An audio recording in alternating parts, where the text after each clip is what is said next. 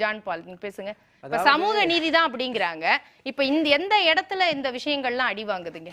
வேங்கை வயல்ல இவங்க சமூக நீதி செத்து போச்சு.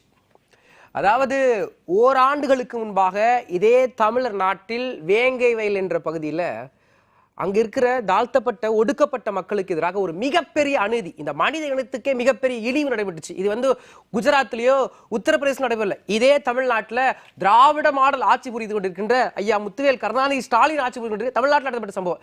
இதுவரைக்கும் எடுக்கப்பட்ட நடவடிக்கை என்ன? இன்னைக்கு வேங்கை வயல் மக்கள் வந்து எந்த அரசியல் கட்சிகளுக்கும் எங்கள் ஊருக்குள்ள வரக்கூடாது, நாங்க தேர்தலை புறக்கணிக்கிறோம் நாங்க. ஆனா நாம் தமிழர் கட்சி மட்டுமே தான் இன்னைக்கு நாம் தமிழர் கட்சி அந்த ஊருக்குள்ள போயிருக்கு. நாம் தமிழர் கட்சியினுடைய திருச்சி வேட்பாளர் அந்த ஊருக்குள்ள போய் பிரச்சாரமே பண்ணியிருக்காரு. அப்ப உண்மையிலே சமூக நீதியை காக்குறது யாரு? இதோட இன்னொரு விஷயம் சொல்றேன், இந்த சமூக நீதினு சொல்றது நீங்களே அவரை கேள்வி கேட்டீங்க ஐயாவை. இன்னொரு விஷயம், திமுக வந்து தங்களுடைய தேர்தல் அறிக்கையில் அறிவிச்ச ஜாதிவாரியான இடஒதுக்கீடு நாங்க வந்தா எடுப்போம் அறிவிச்சத தேர்தல் அறிக்கை வெளிவந்த மறுநாள் காங்கிரஸ் கட்சியோட தேசிய செய்தி தொடர்பு ஒரு மறுக்கிறார். இது வந்து உண்மையான நிலைப்பாடா? இது வந்து இந்தியா கூட்டணியுடைய தேர்தல் அறிக்கை கிடையாது, அது திமுக தேர்தல் அறிக்கைன்றார். எனக்கு வந்து இது வியப்பா இருக்கு. இதுலயே வெட்ட வெளிச்சமா தெரியுது, திமுக சொல்ற எதையுமே காங்கிரஸ் ஆட்சிக்கு வந்தா செய்ய போறது கிடையாது. இங்க வந்து காங்கிரசும் பெரும்பான்மையை பெறாது, பாஜகவும் பெரும்பான்மையை பெறாது. மாற்றா மாநிலங்கள் வாரியாக இருக்கின்ற மாநில கட்சிகள் தான் பெற போறாங்க. அதாவது நான் ஒண்ணே ஒண்ணு சொல்றேன், தமிழ்நாட்டுல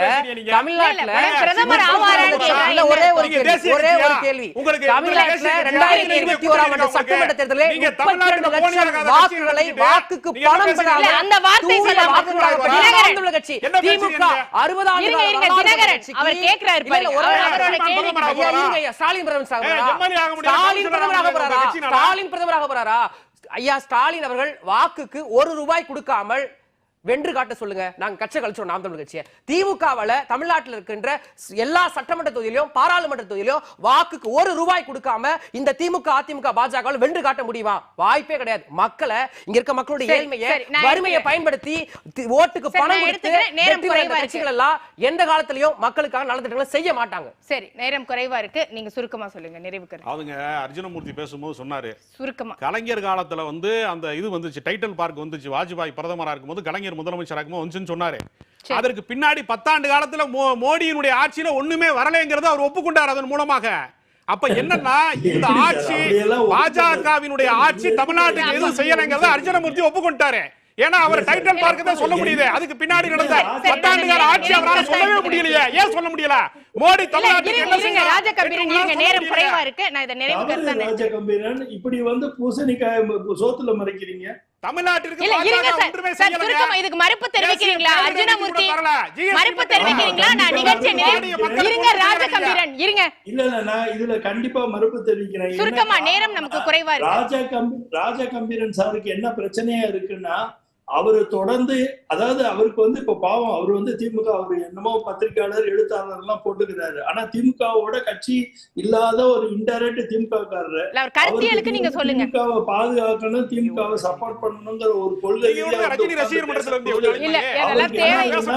ராஜகம்பீரன் அதெல்லாம் அவர் பாஜக தேவையில்லாத வாக்குவாதங்கள் வேண்டாம் வந்து சேர்த்திருக்கோம். ராஜகம்பீரன் நீங்க திமுகவுக்கு முட்டு கொடுத்து பேசுங்க, தப்பு கிடையாது. இல்ல ஆனா பொய் நம்ம கருத்தியலுக்கு மட்டும், அவர் சொன்ன கருத்தியலுக்கு மட்டும், அவர் எந்த முறையில வேணா அவர் வரட்டும், பேர்ல வேணா, அவருடைய கருத்தியலுக்கான பதில் மட்டும். இந்த மறுப்பு தெரிவிக்கிறீங்களா? நான் எடுத்துக்கிறேன், நேரம் குறைவா இருக்கு. அதாவது இவர் என்ன சொல்ல வர்றாரு, டைட்டில் பார்க்குக்கு அப்புறம் ஏதாவது பண்ணாங்களான்னு கேட்கிறாரு. டைட்டில் பார்க்குக்கு அப்புறம் பண்றதுக்காண்டி தானே இப்ப 17,000 கோடி ரூபாய் திருநெல்வேலியில வந்து அவ்வளவு பெரிய இன்வெஸ்ட்மெண்ட் போர்ட் சைட்ல பண்ணிருக்காங்க. சென்ட்ரல் கவர்மெண்ட் ஏன் பண்ணிருக்காங்க? தமிழ்நாடு வழக்கடுங்கிற ஆர்வத்துல தானே பண்ணிருக்காங்க.